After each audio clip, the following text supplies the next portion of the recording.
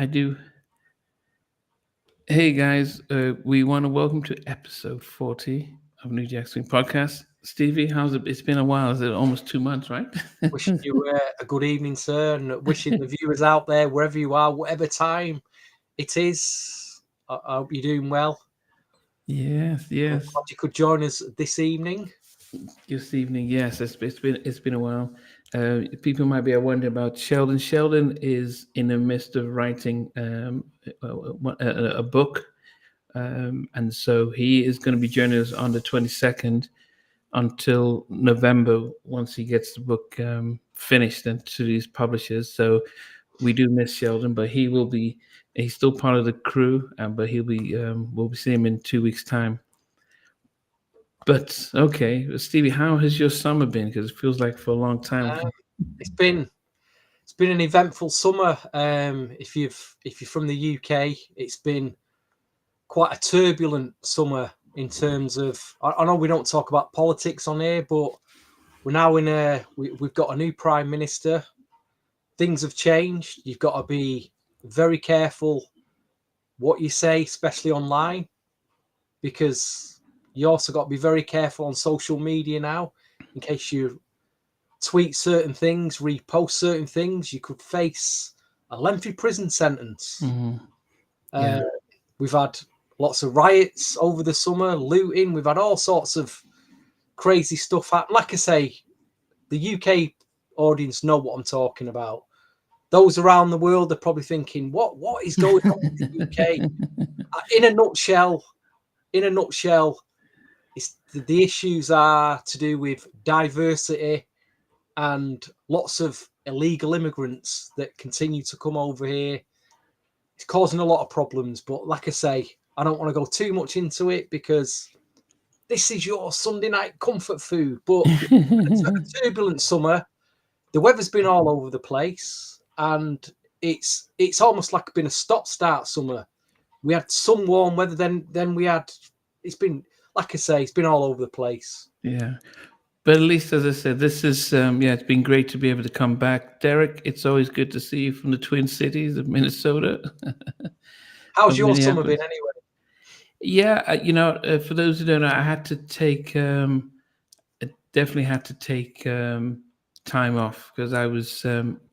It was quite busy, and so yeah, so it was just an opportunity just to do nothing, and just to rest and just just to recuperate. So from that point of view, summer's been great.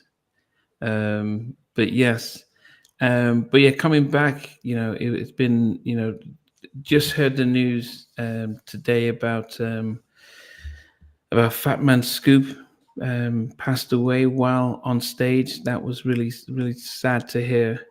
What are your memories of Fat Man Scoop? Um, Annoying ones, to be quite honest. Okay. Sad, very sad that the loss of him, but just he had a big voice, didn't he? That's all I'm going to say. Yeah, I mean, definitely. I think Fat Man Scoop was he was different. He was unique, and but he definitely made a difference as an MC. On some I always loved his remix, his Crooklyn remix of the Faith Evans. Love like them. I never knew there was. Cause that's one of my one of my favorite songs, and so definitely sad to see him leave. Last exit to Brooklyn. Welcome, Marco. Welcome. Yes. Oh, you missed the BBD, but yeah, Bobby's a definitely good albums. Yeah. So sad for Fat Man Scoop. Um, the other news is I don't know if you're from Manchester. Your band Oasis. Um, Yeah, if you got a spare £6,000 to get a ticket, best of luck. If you're staying in a hotel, it's going to set you back about £400 a night in Manchester. Good luck. Not for me though. Not for me. Okay. That Okay. whole Manchester period of the early '90s, the indie boom scene was not for me. Okay, not for you. But if you're a fan of theirs, good luck getting a ticket. And then enjoy yourself, Go and enjoy yourself. Yeah. Hi, Miss Savagnon. Welcome. Yes, Derek is saying prayers for Little Troy and Scarface from the Ghetto Boys. Yeah, I don't know what's All right. happening with our legends as well. Cause I heard, hey, Colin, long time. Yes, I think Colin just celebrated your 50th, right? Happy birthday to you, Colin. Yes. Happy 50th. Yeah. So it is sad, yet. It's a Yeah. momentous occasion to reach the old 5-0 Mr. Colin Mills. Yes. Well The done, old sir. five. I'll be joining you there. I'll be joining you there very soon, actually. Very, very soon. Very soon, yes. But for those who are just joining us, today is we are celebrating the Bobby album, and we are going to be doing a top 10. Right, it's about, I think there's 14 or so songs on the album, so it's going to be great. Michael Champion, welcome. Um, yes. Let me see. What would it be? The UK soul album equivalent to Oasis reunion. What do you think? In terms of UK soul R&B, Would it be Soul to Soul with Karen Weaver coming back? well, they're still going. They're still No, going. is Karen Weaver back with them? I'm not sure about that. Probably not. I'm not sure though. Don't quote me on it though. Yeah. So what would be? Possibly, I don't know. Eternal, maybe. If they all, I believe that they've got back together. I don't know if anyone cares though. They were, they made a lot of noise in the 90s, didn't they? Yeah. Hey, As if Big Mike. it's Yeah. Okay. The original. Yeah. Last Exit Broken says the original loose ends. Yes, because yeah. she's out in America doing shows. So is it Eugene? What's the name? Can't remember now. But if all three of them came back, that would definitely be something big. But I wonder if it will make headlines if all three of them came back and did a tour. Well, I know that loose ends keep touring, don't they? But without Jane Eugene. Yeah, but then also Colin, not Colin. What's his name? McIntyre. He's on his own. He just has his own lineup, so it's not with the three original members. Yeah. Um, but also for those who didn't see, Boys to Men had their final show in Vegas, their final show, and they brought in Mark McCrory, Wow. Michael McCrory back on stage. So the four of them original. They are saying there's a possibility of a reunion tour with Michael back in. It may be the same thing you've seen Oasis now. They're probably going to make over 100 million just because the two brothers are back. So it might be different. Something, I think aesthetically, they just never seemed the same when they were just down to three. So it might be something that people would want to see. So hopefully something like that does kick off. Yes. Sound as a pound, kid. Sound as a pound, as they say in Manchester. Okay. So for those of you just joining in and wondering, normally we're here like, okay, Sheldon hasn't logged in and he's having computer issues. Sheldon is in the middle of completing a book. I'm not sure. He's also authoring a book, and he's got a couple of months in which he needs to finish it. So he's going to join us on the 22nd when we do the Johnny Gill album. Is it Prerogative? Or was it Johnny Gill? It's not Prerogative. The first the Well, it's debut album for Motown because For he'd Motown. already had a few albums out previously on some other labels, but just straight. That's it. There it is. What's it called? Johnny It's just Gill. no, it wasn't that one. It was the one in with Robbie the White Way. Was that the album? Yeah, that is the one. Yeah, that's the one. That's Okay, the one. okay, yeah. So we're gonna do that on the 22nd. Certainly, yeah, it is true, Mr. They did say bad things about Michael McClay, but when money talks, they everyone says, yeah, no, he was a brother. We love him. So it seems as if they're putting the differences aside and they're saying that look, yes, that he did have there were some challenges he had with them, but but they always loved him, and that was the caveat they've put in there. And then finally, I've got Miss Money Love. Did you get her new album? I think she just released a new album. I've Money downloaded Love. it, but I've not had time to listen to it yet. Okay. It's sad that she just released the album and then she's broken up with her husband of 7 years at the I didn't same know she was time. married. Didn't even know she was married. Okay. Yeah. Well, I don't think anymore, but I don't know. Sometimes you wonder the timings of a new album and then talks of breakups and whether it's helps with the publicity or sadly if that's. I've had a summer off social media, so whatever's going on social media over the last couple of months, I've not got a clue. And I'd recommend to anybody out there on social media who's not took a break, take a break and just see how your life goes and see how you feel about it. Yeah. Little tip for you. Yeah, so I did that for 6 weeks and stuff. But anyway, so tonight, for those who are joining in, this is the Bobby album. I make no mistakes about it. It's one of my favorite albums. It's probably a very big disappointment that the way MCA marketed the album, they were hoping to use a strategy they used in the Don't Be Cruel album, and they realized it backfired on them and affected the sales. But also, the album probably was a year too late, because when you capitalize on Don't Be Cruel, it should have really come out. He had 4 years between Don't Be Cruel and the Barbie album, so it probably should have come out in '91, really. But nonetheless, it came out and it was really solid. But I said they made a mistake with the marketing, with the release of the first 2 singles, and by the time they realized, they really lost momentum. What's been your thoughts on this album, Stevie? Well, I just checked the release date of it, actually. It came out on August the 25th, 1992.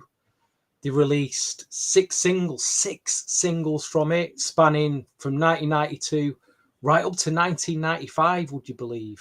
It was still, despite what you're saying there, in different countries, they were still pushing this album, because a track like Two Can Play That Game, I don't think it was released in America, but it did very well in the UK due to some dance remixes. Yeah, I was surprised to see that. I saw that. I was by '95. I was still living in America, but I remember seeing a lot of the things in the charts where there was a remake, a dance remake of Two Can Play That Game that was doing well. But by the time they released Something in Common. They had done what MCA used to do, was do the remix album. Remix in the key of B's or something like that, and they had the L.A. Reid. And who was I talking to? I can't remember who it was, but it was like, how could you get L.A. Reid to do a remake of a Teddy track? And it just wasn't the same as the original. But anyway, yeah. Let me see. Yeah, okay. So Derek was saying Redhead Kingpin wrote Bobby's rap on Two Can Play That Game. I think, yeah, because that during that time,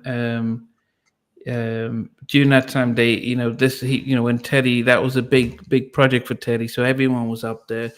The guys from Blackstreet, they were all there recording it, and some of the leftover songs they started recording for Blackstreet. And who else was there? Yeah, Big Bub, Mary and Marsha from Eminem, they were up there. So you had the whole crew that were up there. And I remember speaking to Levi about the recording of the album, and they were coming in at different times in the day to do their background vocals and stuff like that. But it was definitely an amazing project, and it's probably one of the first big projects that Teddy did after the Michael album and the sort of production deal he had with MCA. But yeah, I mean, they did, the first single that came out was Humping Around. And at that time, what was your impressions when that was his first release? We will get into that, but what I do starkly remember is when I first saw the video to Humping Around. I was there like this going, what's happened to him? Because you got to remember, again, no social media back then, no internet. Yeah. So from Don't Be Cruel to like over 4 years later, we relied on like magazine articles, Yeah. here on the radio. There was no up to the minute Bobby Brown. So No internet. I'm Yeah. like, is that Bob? Look at him. There was just a stark difference in the way he looked to me. The image, the look. I thought, wow, he's really grown up overnight, hasn't he? And I felt even vocally there was a change in his vocal.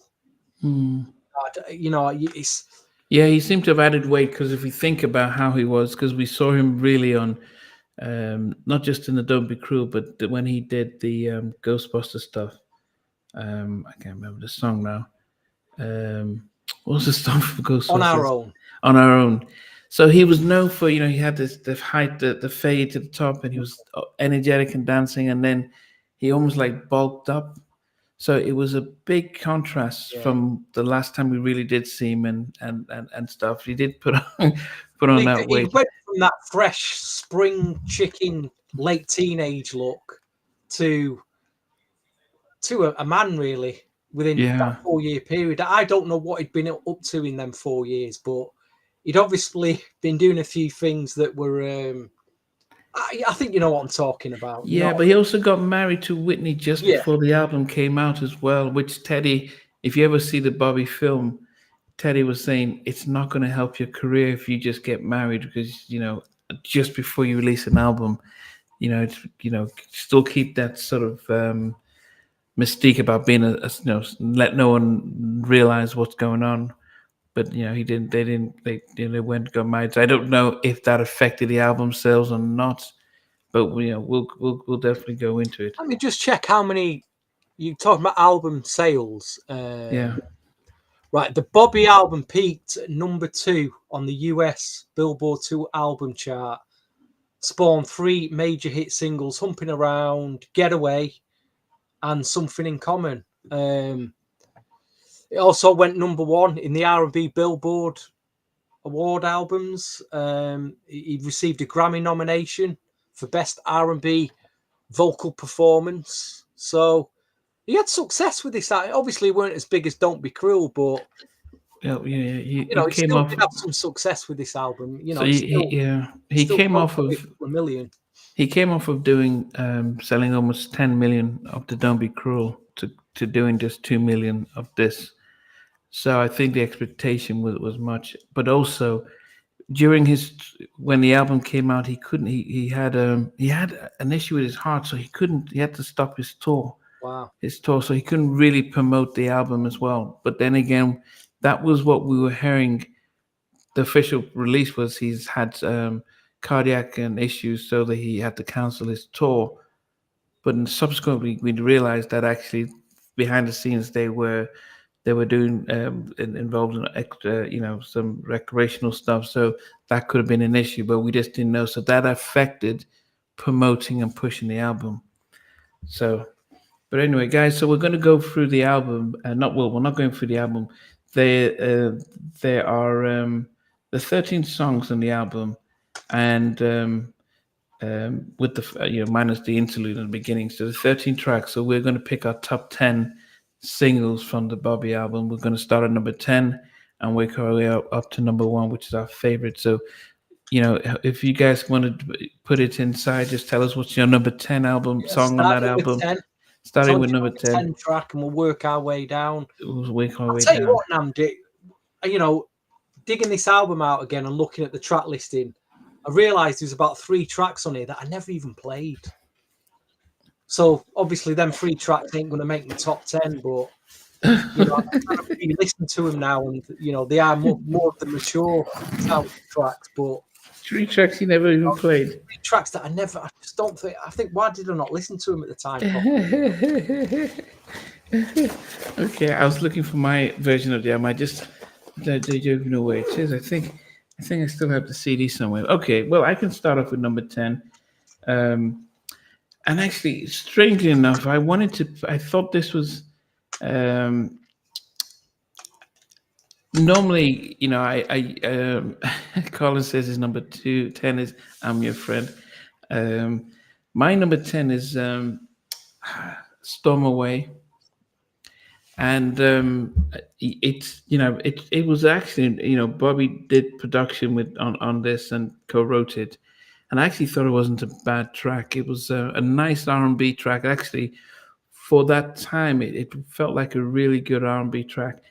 I mean, it is a long 6 minute track, and that's one of the things you find out with this album. It had a lot of long tracks, a lot of tracks that, yeah, I think each track averaged almost 5.5 minutes. When today songs are going for 2 minutes or 2.5 minutes, but Storm Away wasn't a bad track, and so that was my number 10. Do you remember the track? I do, because it's at my number 10 as well nowadays. Okay, well, But I will say this, and will say this about the track, because he's talking about the children and he's talking about the state of the world now. Lyrically, it does stand the test of time, because what he said back then holds now. But I re-listened to it the other day, and I'm thinking, does he mean it? When I actually listen to him, is he really? The production is it's top notch. But I'm thinking, does he, at his age and what he's going through at the time, I don't know whether I believe him or not when he's singing that. I might believe him now, but back then, yeah, I've got questions, mate. But saying all that, out of those, there was 4 ballads on the album. A couple didn't make my top 10, but that has made it at the very start of my top 10. Storm Away, long track, like you say. Bit of let me have a look. I think he actually produced the track. Yeah, he co-produced it with a guy called Dennis Austin, and I know Dennis Austin he was a gospel guy. He had a solo album out himself.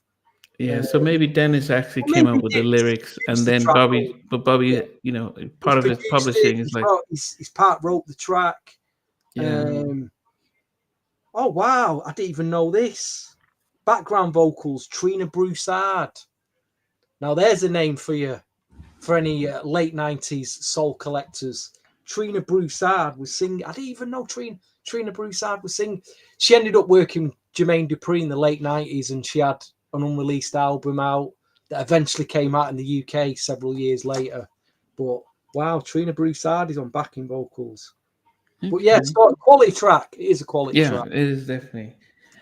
My R. Kelly sang Shady and Bumps. Okay.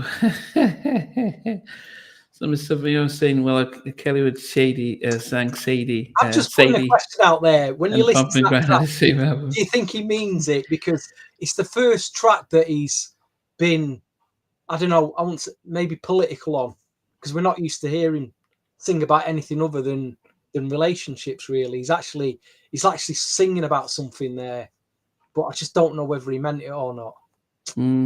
We'll definitely know. Well, until we get to chance. Remember recording it? I don't even know. Yeah. My number 9 is a track that I think it's actually another track that I really love. One of his ballads, and that's "College Girl." Wow. Written and produced by DOA Allen. And if you haven't seen the interview with DOA Allen, it's probably one of the best storytellers out there.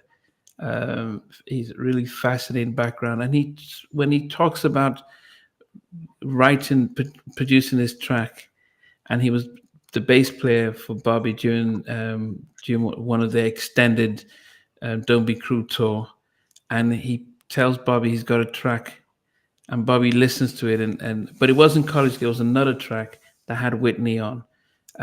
But yeah, it's so Bobby. This was DOA Allen's first track that he produced, and Bobby gave him that opportunity and opened the doors for him on this track. But I did like it. I thought it was, as I said, it's a long track as well, because if you think about it, it's about 6 minutes and 5 seconds. So I think now anyone and the challenges are it doesn't do well for radio, anything that long. The average track should have been 4 minutes, and he's got a 6 minute trial track. But it was definitely a good one, and it was definitely the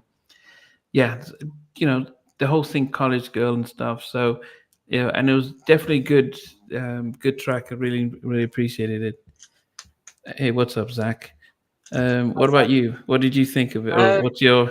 Again, College Girl didn't make my top 10. It's one of those that I kind of least listened to, but I do remember listening to that more than the other two at the time. Again, I think production musically was really quality track. But again, I've just got concerns listening to the lyrics of that track. I mean, I was in, when this album came out, I was in college. But if you listen to it, it's like, how old was I? How old was we when we was in college? It was before 18, wasn't it? So again, listen to it now. You're talking about a college girl and what you want Oh, to do. no. So in America, I feel a college bit is uncomfortable about it. college is university in America. So this is Right. 18. Yeah. So I in just America, the feel a bit. I just feel a no, bit no, uncomfortable about yeah, it. no. So college girl in America means university. So college is university. So they will all be 18 plus. Fair enough. Fair Yeah, enough. yeah. I know it may seem different if you're listening thinking about college here in the UK, but no, it's college is university. So, so yeah.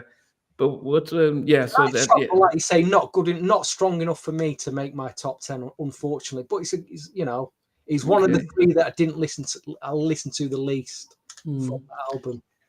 So So what's your number 9 then?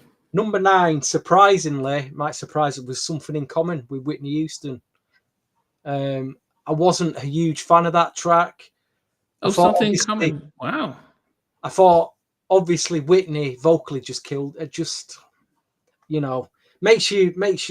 I miss Whitney. I mean, I was one of those who didn't appreciate Whitney at the time.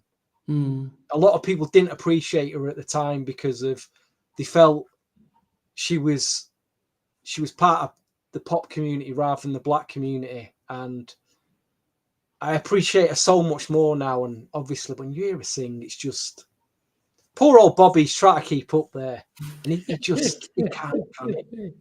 You know, when she's doing them runs near the end, Bobby's trying, he just, poor guy. And in fact, you know, probably 90% of the vocalists wouldn't be able to come anywhere near Whitney. So, but yeah, it's made my top 10.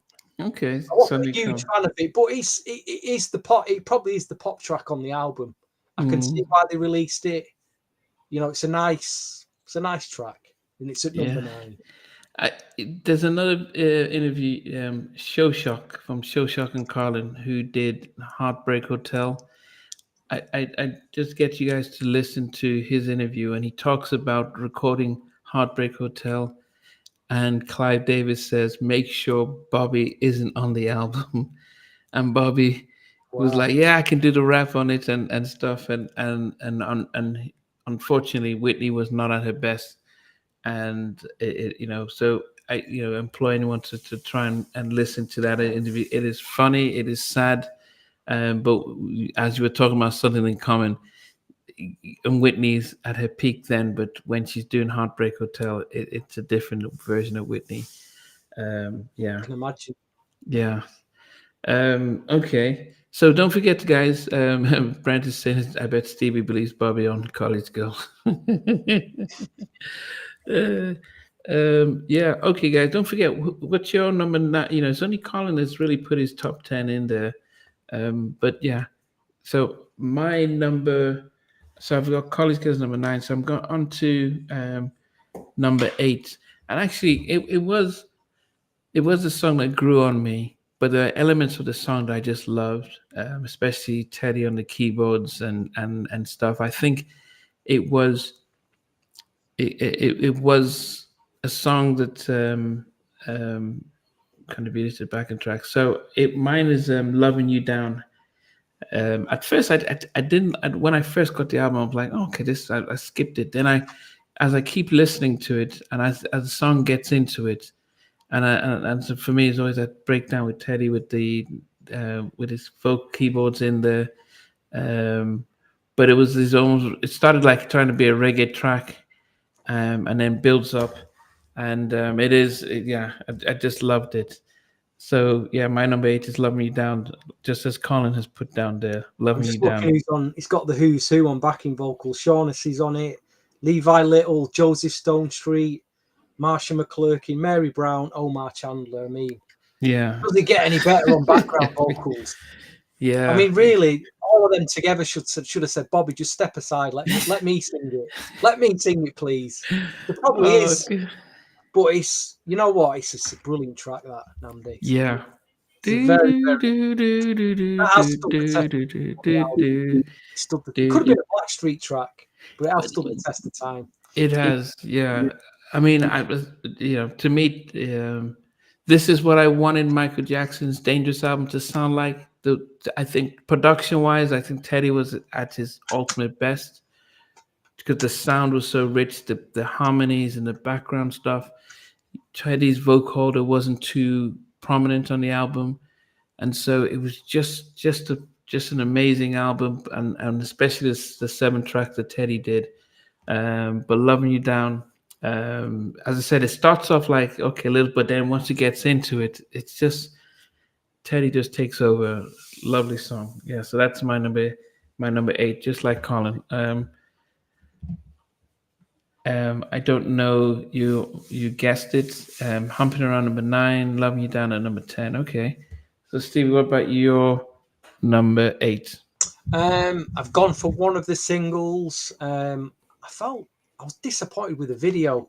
I didn't mind the track though, but I've gone with that is the CD single of Getaway. Which, Okay. In terms of songs, it's a song that does fit Bobby Brown, really. He wants to get, it's another interpretation of My Prerogative. Yeah. Very, very funky track. I think it uses Funkadelic, doesn't it? Is it One Nation Under the Groove, the sample? Some great Teddy mixes. Teddy mixes on this CD single, if anyone's got hold of it. The Teddy Tribal Club version. Teddy dub mix. For those of you who listen to New Jack, I love a New Jack swing dub. Bonus beats, I tell you what, yeah. Getaway, yeah, it was a strong track on that. It could have been a bit further up, but it's made my number 8. Good funky New Jack Teddy track. That didn't like the video. I don't know, the video didn't do it for me. Yeah, you're right about the video. The video wasn't really that good, he was when it just felt like it felt like a cheap budget movie. It was wearing the army kit and they were just dancing on the street. I think they could have done something better, maybe almost like a prerogative video. But I didn't think that after the first 2 singles that should have been the 3rd single. I think there were stronger songs that could have come out, but I think it as I said, there was some. Yeah, it was a good track. Okay. Something else says One More Night to number 8. Goodness gracious. Let me just have a look at the stats for that track. It was released in January 1993. Getaway. January the 5th. It was. I remember that beginning of the year. And it was because after Good Enough.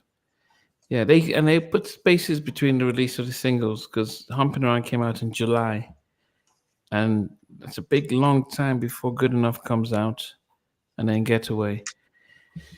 That's the way Love It to the End. Okay, so my number 7 is a track that took a while to grow on me. And that's Humping Around. Wow. It's I'm even surprised it got that high up. It should have. I probably could have been number 8, but I think there was maybe because I knew it was not a Teddy production, I was probably disappointed. If I wasn't, maybe, and I think that's the bias. I'm like, how could they have LA and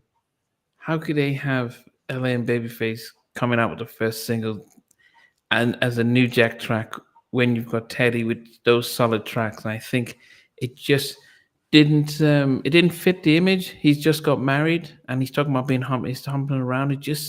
And that's the whole. It just didn't seem to work out. But it wasn't it was an okay track, But because it was the first single, it got a lot of airplay, and I think that's what makes it a little stands out because it was the first single and they pushed it. But if he had pushed out some other tracks on the album first, which were much stronger and better, it would have done the same thing. But hey ho, I that's thought you've left that out of your top 10. To be quite honest, I'm surprised it's in your top 10. I didn't think you'd like that one much. yeah. I mean, as I said, it's not too bad. It's not great, but if I'm going top 10, and if I'm thinking what else I've left out, yeah, Colin put Good Enough at number 7, and you put College Girl number 8. So what's your 7? Number 7, like you were saying before, it took a while for this track to grow on me, but I'm realizing now it is a superb track. I mean, very melodic, flowing track. I mean, I could even hear TLC singing. It sounds like a TLC track as well. The production reminds me of Damien Dame as well, their first album, but Good Enough, the LA and Babyface track. It's super. Again, it's not the test of time. But at the time, I just didn't appreciate it. And that's why it's at number 7. I appreciate it more now. It could be further up. But like I say, there was remixes of it as well. There was some like Jeep beat mixes that I've got on a CD. I can't find the CD single, but yeah, what an again, I just, it's a very underappreciated track. Let me just go. When was that released? Good Enough. That was October released 92. in October 1992. Yeah. Well, that track itself is more. It fits in more with the Don't Be Cruel album. It's a bit of the feel good vibe of that track. So, but it's made number 7. Could be a lot further up though, because it is a really strong song. Yeah, very underrated song. Yeah, maybe my Teddy bias. He didn't make my top 10. That's how much I just. It didn't make my top 10. That's how much. It didn't make the top 10. It did not make my top 10. I in fact, I was lucky humping around got in there. It's just because, for me, I couldn't understand Listen why. to it again. You might appreciate more now. I think you'll appreciate more now. As I said, it's maybe the Teddy bias, but I couldn't understand why those 2 tracks, which were not the strongest on the album, were the first 2 to come out. And of course, they were trying to do "Don't Be Cruel," and I can't remember I'm trying to remember of the "Don't Be Cruel" album. Yeah, it was "Don't Be Cruel." Even My Prerogative was the second track, so I don't know why they decided let's just do 2 LA and Babyface tracks. But no, it's yeah. So unfortunately, I didn't make. I thought it was an okay track, but it was like this. He's gone from humping around to Good Enough. The vibe didn't work. That makes sense and stuff. Okay, but yeah, that's okay. That was good enough for you. Was number 7. Somebody else says something come for number 7. My number 6 is actually Something in Common. I didn't like the. It's almost like a flute he used for the little chorus stuff. But I think, as you said, they wanted to make it poppy, because that's that was not like a Teddy R&B New Jack stuff. But I think with what Whitney on it, they wanted to make it as accessible and as poppy. I think that should have been a second single. I think if you've done Humping Around, Do Something in Common as number 2, it would have just got a lot more exposure, I think. And then the single they released was the L.A. Reid version, which was rubbish. But as I said, it's a decent track, but it's and I think Loving You Down actually should have been higher than it is. But Something Common is my number 6. Like I say, when I listen to it, I'm like, do I believe this? You know what I mean? I know he's not married to and everything, but I'm like, it's like, whoever's A&R the album, all right, let's get Whitney in and do a track with and do a duet, and it's like, yeah. No, I think the That's Lou Sowell Jr. He admitted that he made mistakes with the promotion of the album, and he takes the heat off of that. But yeah, I think there are two ways to do it. If you're like, okay, you've just married the woman who has just done "I Would Always Love You," and you want to showcase that actually, this is a power couple. You come out with that single. Beyonce and Jay-Z did the Bonnie and Clyde, and they've done "Dangerous in Love," where there's like you take advantage of that. Um, so you either put that as the first single, and then you start to do other things, or All right, you know. answer me this then. Out of 1 to 10, how do you rate the song? As a song, what do you give it out of 10? I'll give it a 7 because it's a Teddy production. I'll give it a 5. There you go. Yeah, well, see, I'll for give me, it a 5. I just thought it was so average as a song, but that's my opinion. yeah, as I said, because I think there's a massive buy. I mean, there's a time actually. Most of the times, I only just listen to the 7 Teddy tracks. I mean, recently I've said let me give everyone else a try, but that was all I would do. I'll start at number 2, track 2, and then skip. No, not track 2. Track 3, and then I'll skip Good Enough, and I'll skip Pretty Little Girl, and then I'll keep listening to. Then once I get to, I'll stop at College Girl, and that was how it used to be. So now at least I'm giving everyone else an opportunity. Yeah. So that was something coming my number 6. Colin had Fair Humping enough. Around at number 6. Okay, what's your number 6? Again, it's a track that could have been higher up, but I do believe vocally this is his strongest track on the album. When I listen to him sing on this track, I believe him. He's putting a lot of energy. I can really, really feel him singing on the, and it is the only issue. I'm slightly bored of it though, saying all that, but it could have been higher up. It is a solid track. It was a single. I didn't like the remixes. I still prefer the album mix, but even though I'm slightly bored of it, I just thought that the remixes were overproduced. The remixes were done by 3 boys from Newark, and they just put so much into it that it's made my number 6. That's The Way Love Goes.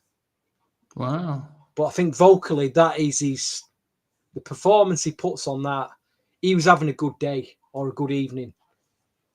He was having a good day that day when he sang, because he really put the effort in.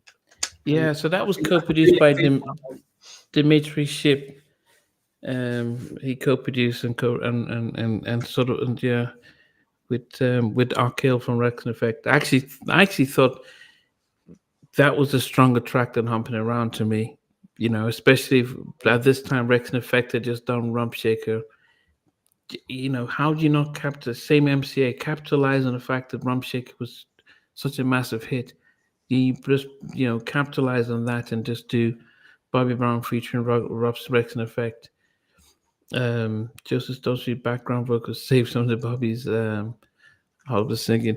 If Levi, he's fair. I made a video for the making of Bobby Brown's the Bobby album, and this was based on interviews from those who were there. So Levi, who else was there? Sprague was co-producing on the album, but Levi was singing on it. I can't remember who else. I think Mucha was there, but they all gave their they all spoke about the making of the album. But yes, it was from those sessions. Levi was saying, from the sessions that Bobby was the first person he saw, drinking and coming with with liquor, with some during the recording sessions and stuff. So, but but he still managed to pull it off, and Teddy knew how to get him. But Teddy has said in subsequent interviews that they argued a lot in making that album. It's probably partially why they probably. I wonder. Apart from the fact that Teddy was angry that his singles weren't the first to be released, but he probably just thought maybe that's what caused him not to work with them anymore. Okay, so you had two can play. You had which one? That's the way love is. Sorry, I've got. So it's big moth entered my house again. Just kill this. So Oh, Stevie's number 6 was "That's the Way Love Is." That's the way love is. My number 5 is we're at top 5 already. we're not top 5 already. Wow. My number 5 is I gotta get away. I Wow, gotta it get made you number away. 5, did it? I mean, actually, when you start, if you know, video side, it is like it is a real, really funky track. Wow, Collins killed number 5. Wow. DOA will love you for that one. Yeah, I loved. Yeah, as I said, unfortunately, it was such. The video and the song are so linked that if I listen to it, I always see the video. And as I said, the video just felt like some budget movie because it was like on an empty street and then just a few of them doing their doing their dance, and he wasn't the Bobby that used to do with heart and soul and just so it did feel, yeah. And I think his weight, he just, yeah. I remember, I think I'd come to the UK for the holiday, and they mentioned that he was having heart issues and stuff, so they had to cancel a lot of his promotion for it, and that's when Getaway had just come out. So yeah, but yeah, Getaway was yeah, my number 5. Okay, what's your number 5? It's interesting because I feel like we're being very. I don't know if we're being a bit coming across too critical of this album. I will say though that I still 30 odd years on, I still play this album a lot. Oh, It's yeah, still yeah. one of, like you say, still one of my favorite albums. This, even though we're being kind of critical of it, but we're just being honest. Got to be honest, Yeah, yeah, no, So definitely. I mean, because to no, me, anyway, when you play deeper, I think it's a Bobby. It's a. I mean, of course, Dimitri's on them, but I feel like, oh, this is what the Bobby album was, and then they just sort of piggybacked off of that. Actually, no, because Dimitri no. left working with Bobby to go move back to the West Coast. So yeah. I felt there was a whole concept behind that deeper album. If you really listen to it, the interludes of what's going on, telling stories. That album is a gem for '92, underrated gem. But anyway, let's get on to my number 5, and this track is like Marmite. You either love it or you just not into it. It did create a big divide. I could say that there's stronger tracks that I've already picked than this track, but I don't know. I love the track. It's not a perfect track. It's a Bobby Brown song. Oh, it definitely is a Bobby Brown song. I can definitely imagine him humping his way around quite a few after parties. Let's just, or after gigs. He probably did a lot of humping around. But in terms of LA Faces production, I thought it was very heavy for them. I thought, yeah, a lot of energy, very heavy. The song, it is a Bobby Brown song, and it's gone to number 5, humping around. I can believe that song, you know what I mean? I can believe old Bobby is humping around. Unless he's talking about ladies that are humping around him, maybe. But it is an offshoot from the Don't Be Cruel. I can understand why a lot of people don't like it though, but I liked it a lot. And that 12-inch mix went on forever, didn't it? Brown, yeah, the energy of the mix. I just like the energy of it. Yeah, I think they did politics. I think LA Reid specifically politics with Lou Sal And I'd say, I'm sorry, Teddy, it is the lead single for me. It's the lead single. It's up to the label to push it. yeah. The lead single is, I'd have picked that off as well as the lead single. Look, I want to pick something in common. No, I probably would have played "That's the Way Love Goes." "That's the Way Love Is" as the lead single. There's something that Kenya wrote, and I did. It's funny because when you listen to "Getaway" and you hear the Parliament sample, I used to think that actually was from the tape, the actual record. I didn't realize that was Stone Street singing all those ad libs from Getaway. So, so what Ken was saying in So that? Parliament knee deep. Interesting. Yeah. So I used to think it was the Stample. I didn't realize actually that was Joe Stone Street. And everyone talks about how he's probably one of the greatest vocalists that just never got on the unfortunate side of things. But yeah, okay, that you got Humping Around as your number 5. My number 4 is I'm always wondering if this should even be higher. But 2 can play that game. Yes. 2 can play that game. You know what I'm talking about, Ted? Yep. Busted. Yep. I was like, yes, Teddy's on this track. Because I listened to this album before I think somebody gave me a dub copied it. So before I could see the credits and stuff, all I had was just the song. So I was like, okay, this is a Teddy track. Oh, this is not Teddy. This is so. When he says, "Yep, Teddy," and baby, Bobby has just been. He sang this song within the last couple of years. I've seen him do one of his shows, and he sang "Two Can Play That Game," and I just loved I loved the track. I think it should have been. I wish that it had come out with a single. I think it just had the energy to it and everything like that. And you said it was released in the UK and it did well as a dance track. Mm-hmm. Yeah. Yeah, the dance mixes give it a different audience, but there was actually some UK R&B mixes done by 2B3, which were really good as well. Very good on the CD single. It's a strong song, obviously MCA in America didn't see it that way, but they should have done. Because I thought it was a very strong song. I thought it was, you're going to remember that chorus, and I think if he would have released it, that would have done well for him. They had a movie, and somebody would tell me, but I think it was Vivica A. Fox was in the movie, or with Tommy Davidson or something like that, called "Two Can Play That Game."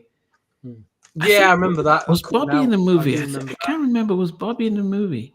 I think he was in the movie. I can't remember. But they should have released this track. Colin said that went to number 1 in the UK. Was that Colin, was that number 1 on the pop charts, or 2 Can Play That Game? Let me see. It might have went number 1 on the dance charts here. But it was released in. It says here released June 94 and also the 1st of April 95. That would have been the UK.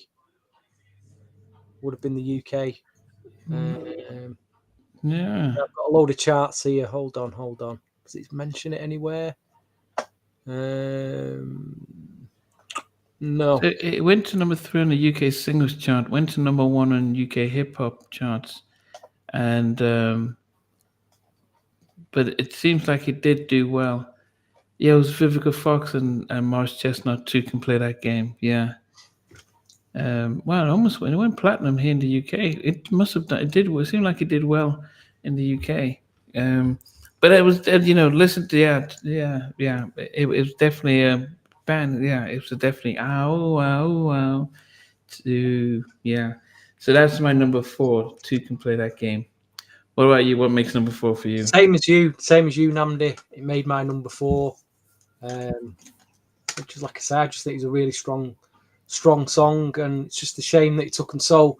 The Americans didn't really go with it as a single release. Good Teddy track, very good. Yeah, it was good. As I said, this was for me.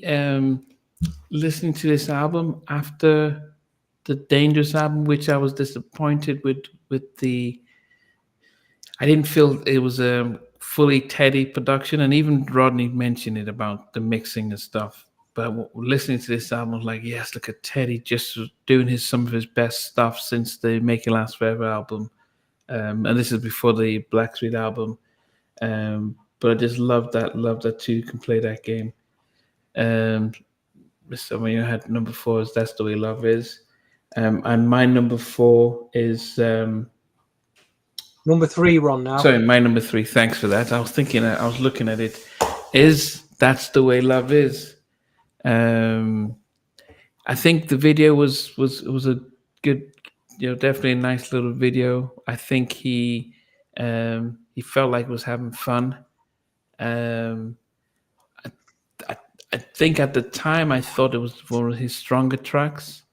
Um, I think it's different now, but it's if you see the thumbnail to the video, it tells a lot about his state of state he was in that video. But that's you see the You are thumbnail. That's all so I'm saying. Just check special out the to thumbnail of me. that video. But But just look at his eyes. That's all I'm going to say. I think when you listen to how the songs are for Bobby, it's not. That's the Way Love Is. Colin has that as number 3 as well. I think it's Teddy knew how to. Well, I think Teddy and Babyface, but I think at this stage Teddy could still get Bobby singing at the level that he was. So it was a lot of the production. Do we need to get you to rap? We'll get you to rap. Do we need to really? Because there's a lot of music production in that, and Bobby sometimes as he sings and screams and his vocals isn't that strong, but it's a Bobby vocal, so you get used to it and you warm to it because it's him, and there's something about how he sings that that just fits. He's not Aaron Hall, but he has a very distinct and unique vocal that it just works, and you can sing along to him as well, and that's and so that's why I liked how he came across on this track. I wished he had done this before Getaway. I think the video and the vibe would have been better than Getaway, and Good Enough, and even Humping Around. But yeah, That's the Way Love Is my number 3. Yeah, like I say, he's vocal on that. Amazing. My number 3 is Loving You Down. Oh, More wow. about the genius of Teddy on this track, though. And, the way he makes it rise and takes it up in the backing vocals, and really takes you on a journey. And it does. I was listening to it the other day, and I felt the hairs on the back of my neck. Thought, wow, it's actually made me feel something. You know what I mean? In a dream state when I was listening to it. And it's, again, over the years, I think it stood the test of time, and it's it's high in my chart today. Wow, I'm surprised it got that high. I thought, no, it's a strong track. It's a very strong track, that. Yeah. I mean, as I said, I think, because of where it's placed, because I didn't like, what is that, the Babyface one? I thought it was just a Pretty Little Girl. She was like, what is it? And so you come off of that, it's like, I think Love Me Down starts off a little slow, and then it picks up, and when he starts to sing and he goes up, and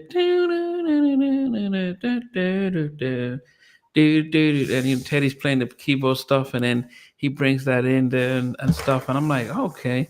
So as I said, because it's just a lovely song, and I'm surprised I put it as low as that, but I think this is Teddy should have won the Grammy for that album. The only thing is that he got nominated for Best Producer of the Year based on just the Bobby album. They couldn't include anything on Dangerous because he was listed as a co-producer alongside Michael, so they couldn't add any of that. But at that time, he had done the Bobby album, he had done Rex and Effects, and he did the Dangerous album just within a span of 12 months. He was just pretty much, okay, you're on a different level. Then the next following year he did the remixes for the SWV, then he did the Blackstreet album stuff. So I was like, okay, he was just on a zone. But yeah, Love You Down, beautiful track. Marco says the vocals on Love You Down. Yeah, it's the vocals. Yeah.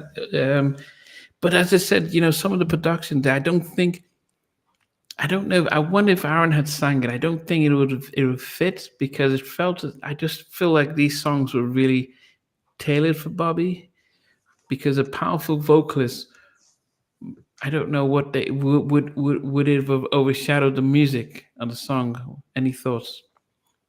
If you had Aaron Hall singing "Loving You Down." I'm just thinking who's on backing vocals. You got Lee Drakeford on backing vocal. Let me just see who's on backing That's vocal. Big Bob. So Big Bob's on backing vocals. You got Mr. Joseph Stonestreet, Omar Chandler. You got the girls from Abstract. You got Shaughnessy, Levi Little. I mean, how would it have sounded if Dave Hollister sung it? I don't know. Yeah, but think about it. I mean, people. If Omar It could have been a Chandler, Blackstreet track. It could have, it could have been a Blackstreet track. yeah, I Quite wonder, yeah. easily.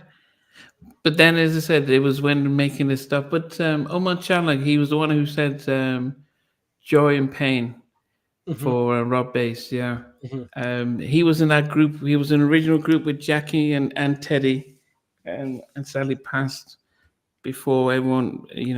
Sadly passed. Marcus says Aaron would have messed it up.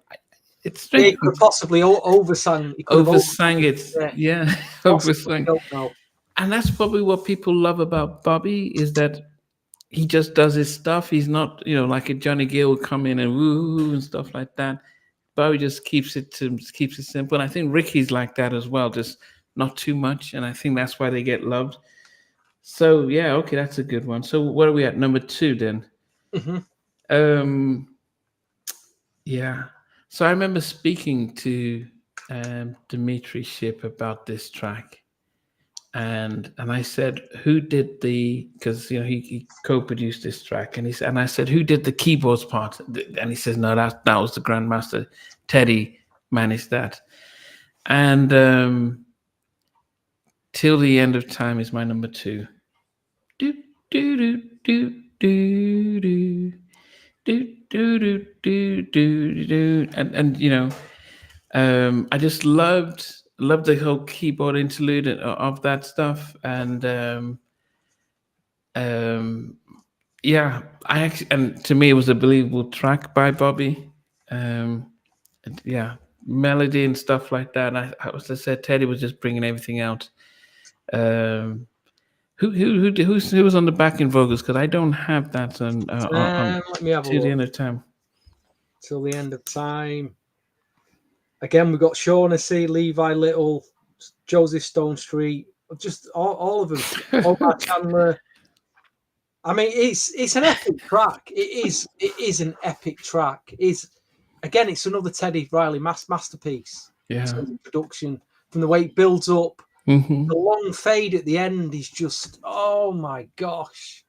I never thought I'd be sat here talking about the way a record fades out. It's like, don't end, please. But he knows that. He knows that we don't want it to end. So he takes it out like you're watching a film, like you're going out to sea or something, sailing off into the sunset. It's an incredible. It is an incredible track.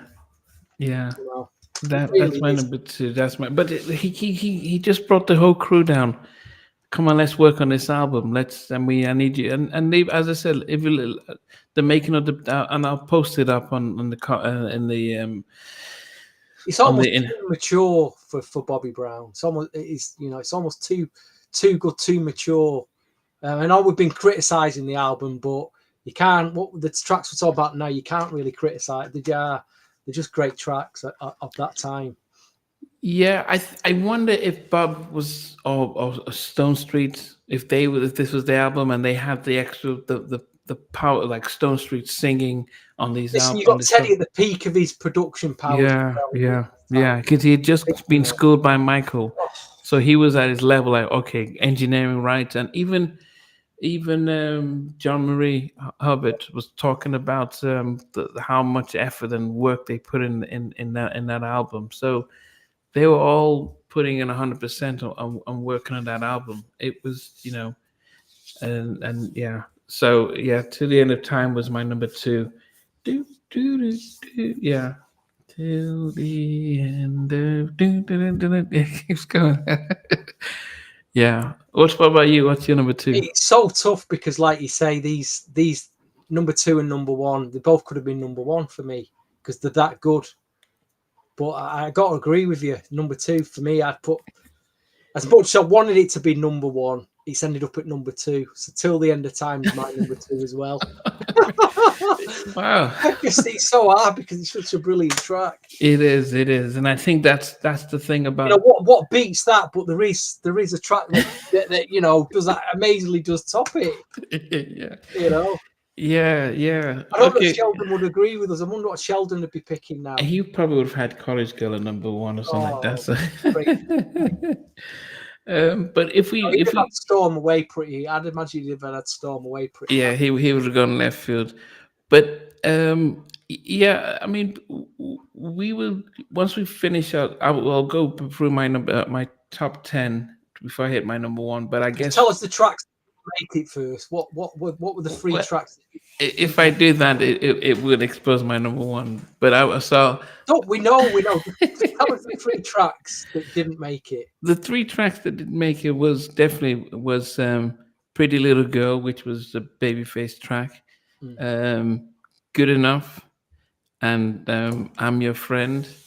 And the reason why I didn't like I'm Your Friend, because I felt that it was like, okay, Whitney said, look, these are the Winers are my family. They've got a track for you. BB Winers got written a track. You need to sing with them. And it would have been a Whitney song, because he sang it with Debbie Winans. It would have been a better Whitney song. A gospel track. He put a gospel track right at the end of the album. Didn't fit the album. It didn't fit the album. But you know, fair play to him for just throwing a gospel track on there. Yeah, fair dues to him. Okay, so Marco said he got the best engineering at the Grammys. I think he did, and probably that's because of the Bobby album and the Dangerous album about Teddy getting the Grammy. He was on fire then. What did you think of the logo? I like the black and white logo. It's pretty simple, but very effective. It was, it's they carried it on in the singles as well. Yeah. So even the Bobby Brown, because that was different from the Don't Be Cruel album. So and he still uses that now. Yeah. That's his main thing. Mr. Young put Till the End of Time as a number 1, and Colin also put Till the End of Time as number 1. It is. I mean, I guess it's such an. I think most people wouldn't even talk about that song unless you're a true fan and you listen to the album to realize how good that track is. So my number 10 was Storm Away. Beautiful track. I think, guys, listen to the album again. Storm Away was pretty good. College Girls was my number 9.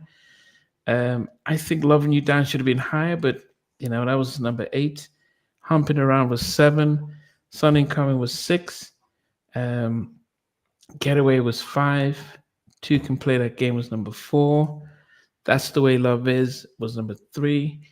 Till the End of Time was number 2. And I have 3 favorite tracks. I know my top 3 songs ever. One of them is Lady in My Life, Michael Jackson. A House and Not a Home by Luther. Christopher Williams, All I See. And this track is in my top 5 favorite tracks ever. And it's One More Night by Bobby Brown. With the backgrounds of Mary and Marsha. Tammy Lucas actually said that she was supposed to sing backing vocals on it as well, but she had I think laryngitis and couldn't sing, so couldn't feature on it. But she was around during the recording, but she couldn't feature on it. But when I first heard this stuff, and I remember speaking to Eric. It's not Eric Little. Eric from Blackstreet. Eric Middle. What's Eric's name? You've lost me now. Eric. This is your World Cup moment. Yeah, Eric. This is actually raising the One More Night is my favorite track of all time. Yeah, no, it's in my top 5. It's in my top 5 of all times. But I remember talking to Eric from Blackstreet, and he was at this time he was still with the Flex, and they were about to get signed a deal with Louis Sal Jr. at MCA, and they were writing tracks The three of them, Darren Lighty, Chris Lighty, and Eric Williams. Sorry. And then he was saying, "Yeah, Lowell, this is the similar to my track." And he says, "Okay, you guys, let me play you something that Teddy's working on for the Bobby album." And he played One More Night. And Eric says they just said, "Oh, that Teddy was on another level. That the breakdown, the whole thing, the way he said that it was just something that was like they were listening to this. Said, how is this possible? The harmonies on that." Just the amazing stuff. I think if it wasn't a 6-minute track, that should have been a major single. And it just goes this way. Dun, dun, dun, dun, dun, dun. Oh goodness, it was almost mind blowing how Teddy just did that track. And it just fits Bobby, and he's one of those songs that he's begging, and it fits him. It feels as if he's messed up and he's trying to say I'm sorry, which it's believable kind of thing. Like, yeah, he's messed up and he's trying to beg her back. Please give me one more chance. I'll make it right. And then you have this female that he just turned up the female vocals on that. So it's almost as if, yeah, it is. Yeah, I can't say too much enough about it. Everyone I talk to about it, whether it's John Marie who engineered it, they always say the same, that it's probably one of the best tracks they've worked on, and it's just a timeless track. Listen to it now; it still sounds like it's just brand new. So that's definitely my number one track on the Bobby album. Wow. And his World Cup moment there. Yeah, well, he's really out there. He's really pulled that one out. And you know what? I'm not even going to go. I'm gonna keep it low key because that's your moment, man, and I respect that. And I'm not even gonna try and top that like I normally do. I always pull a story out or some dramatic thing, but not tonight. So anyway, the three tracks that I left out were College Girl, Pretty Little Girl. I was listening to the other day and I thought, I like the production. I'm thinking, why didn't I play that track more? But maybe it's the song, but just didn't stick with me. I'm Your Friend, like you say, is a nice gospel track to end the album.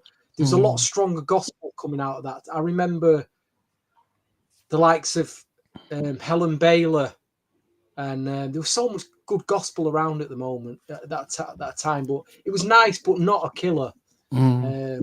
But anyway, Storm Away made my number 10, followed by number 9, Something in Common. Then it was Getaway. Then it was Good Enough. Listen, I tell you, Good Enough. Listen to it again. Number 6, That's the Way It Goes. Number 5, Humping Around. Number 4, Two Can Play That Game. Number 3, Loving You Down. Number 2, Till the End of Time. Number 1, well, we've been 1 hour and 12, now come to 1 hour and 13 minutes on the podcast. I think we should get that jet plane fired up and sail and shoot off now, Namdi. I think we've given a good hour and 15 minutes tonight. It's been great seeing a lot of you back with us tonight. We've just come off the summer pre-season. We're just getting back into the swing of things for upcoming podcasts. We've got Basic Black next week with hopefully Mucho joining us. Like I say, I'm not going to take Namdi's moment, moment away from you're really good at it. But my number 1 is One More Night. I can't disagree with you on that. It's an epic track. That's all I'm going to say, folks. Like I say, Bobby Brown, 3rd album, fantastic album. Every New Jack we know every New Jack collector's got this in their collection. We know you love it. We hope you've enjoyed the podcast, and thank you for listening. So wait. It is on Stevie like to pass up, give us a story about walking into a record store and an album fell on his head. And this album summed up my college year. I was in college at the time, and I played it all the way through college. When I get to autumn, I always pull this album out. It just reminds me of autumn as well. It's an autumn album. I pull my Troop album out. Those are the albums that I pull out in the autumn because I remember them coming out then. What I didn't realise in 1992 was once I bought this album, New Jack was coming to an end. I didn't realise then in that year. Mary J. Blige had come out, and things were taking a whole different direction for R&B. You know, it's a shame what, you know, with hindsight, you see it all now, but at the time, you just don't realise it, you know. But we had 5 solid years of New Jack, 87 to 92. Obviously, there was New Jack in 93, but we know that them 5 years are the main years, and we got something special there from it. Did you ever listen to any songs on Mystical Magic? Again, it's a phantom album. I know there's been a lot of comments about that tonight, but all we've heard is there was two tracks he didn't release that he performed in live shows that should have been on that album. I don't know.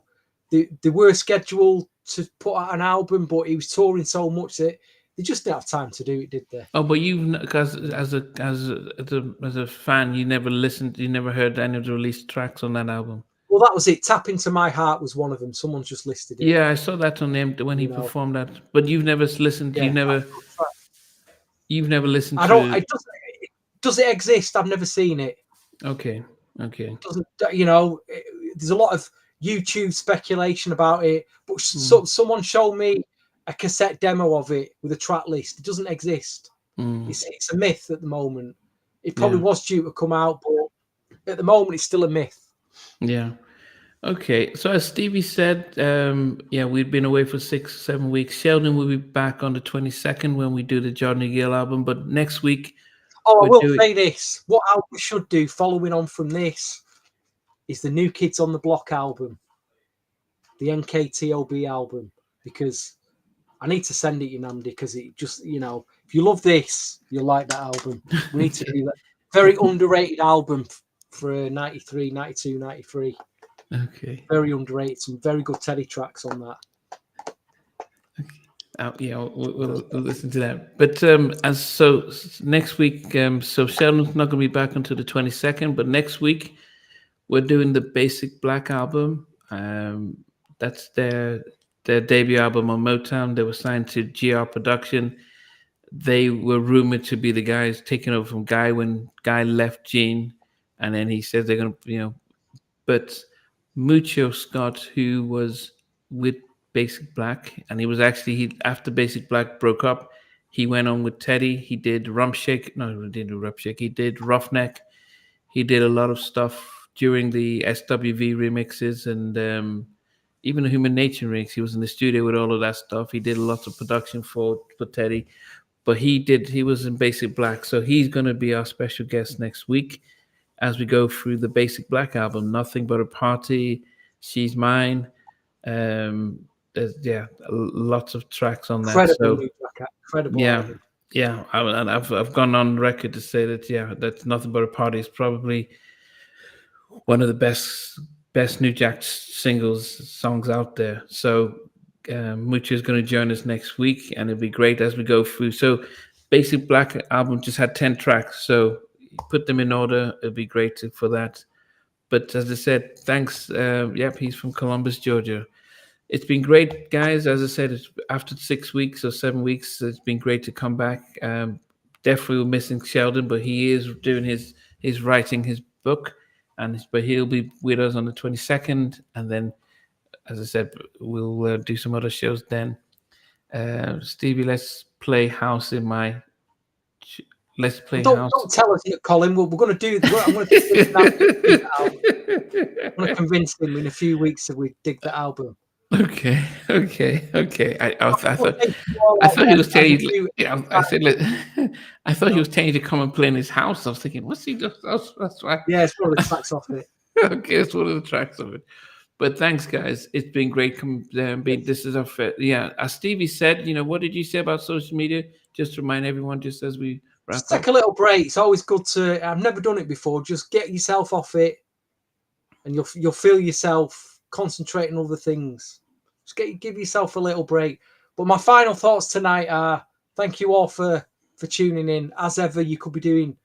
There's a number of other things you could be doing tonight than watching us two go on about an album that came over 30 years ago. But folks, keep humping around. Keep humping around. See you next week. Yeah, we've got to get away.